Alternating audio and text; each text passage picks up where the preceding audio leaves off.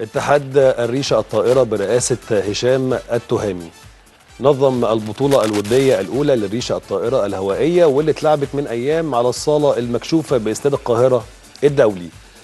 البطولة شارك فيها 92 لاعب ولاعبة مثلوا بقى عدة مناطق، وهي القاهرة وبني سويف والسويس وبني سويف والمنصورة والمنوفية.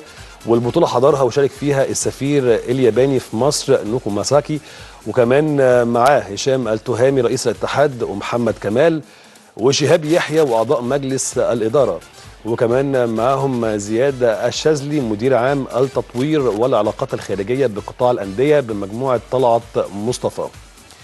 وعلى هامش البطولة كرم هشام التهامي رئيس الاتحاد اللعبة الأولمبية هادية حسني، واللي قدرت انها تكسب مقعد في مجلس النواب المصري.